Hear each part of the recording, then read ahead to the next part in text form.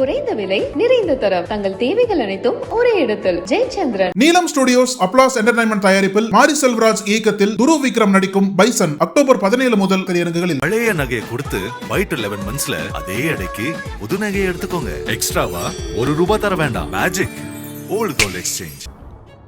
திருவள்ளூர் மாவட்டம் கும்மிடிப்பூண்டிக்கு அருகே அமைந்துள்ளது பெத்திக்குப்பம். இந்த பகுதியில் உள்ள இலங்கை அகதிகள் முகாமில் வசித்து வந்தவர் தேவகி செல்வம். 28 வயதான இவர் கும்மிடிப்பூண்டியில் உள்ள தனியார் துணிக்கடையில் வேலை பார்த்து வந்துள்ளார். கடந்த 31ஆம் தேதி காலை தேவகி செல்வம் தன்னுடைய தோழிகளான கும்மிடிப்பூண்டி பாளையம் பகுதியை சேர்ந்த பவானி, காயத்ரி மற்றும் கல்லூரி மாணவியான ஷாலினி ஆகிய 4 பேரும் எண்ணூர் பெரியகுப்பம் பகுதியில் உள்ள கடற்கரை வார்ப்பு பகுதிக்கு குளிக்க சென்றுள்ளனர். அப்போது கல்லூரி மாணவி ஷாலினி கடலில் இறங்கி குளித்து விளையாடி கொண்டிருந்தார். அந்த நேரத்தில் ராட்சசத அலையில் சிக்கிய ஷாலினி கடலுக்குள் இழுத்து செல்லப்பட்டதாக சொல்லப்படுகிறது. உடனே அருகில் இருந்த தேவகி, பவானி, காயத்ரி ஆகிய 3 பேரும் மாணவியை காப்பாற்ற கடலில் இறங்கிய போது அவர்களும் கடல் அலையில் இழுத்து செல்லப்பட்டுள்ளனர்.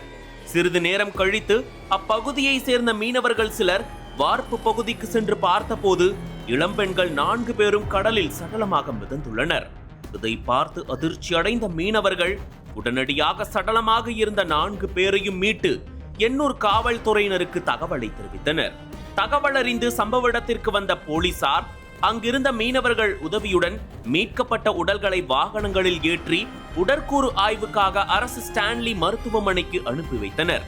மேலும் இச்சம்பவம் தொடர்பாக வழக்கு பதிவு செய்த போலீசார் உயிரிழந்த 4 பெண்களும் கடல் அலையில் சிக்கி ஒருவரையொருவர் காப்பாற்ற முயன்று உயிரிழந்தார்களா அல்லது தற்கொலை எண்ணத்தில் இப்பகுதிக்கு வந்து உயிரிழந்தார்களா என பல கோணங்களில் விசாரணை மேற்கொண்டு வருகின்றனர். மேலும் சம்பவம் தொடர்பாக பெரிய குப்பத்தை சேர்ந்த மீனவர்கள் கூறுகையில், பொதுவாக கடல் பகுதிக்கு யாரேனும் வந்தால் கடலில் விளையாடக்கூடாது என எச்சரித்து அனுப்புவோம். ஆனால் அவர்கள் வார்ப்பு பகுதியின் மறைவான இடத்திற்கு சென்றதால் அவர்கள் இருப்பதே யாருக்கும் தெரியவில்லை. சில மணி நேரங்கள் கழித்து வந்து பார்த்தபோது கடலில் உடல்கள் மிதப்பது போல இருந்ததால் காவல்துறையினருக்கு தகவல் தெரிவித்தோம் என கூறினர். எண்ணூர் பகுதியில் 4 பெண்கள் ஒரே நேரத்தில் கடலில் மூழ்கி உயிரிழந்த சம்பவம் அப்பகுதியில் பெரும் சோகத்தை ஏற்படுத்தியுள்ளது.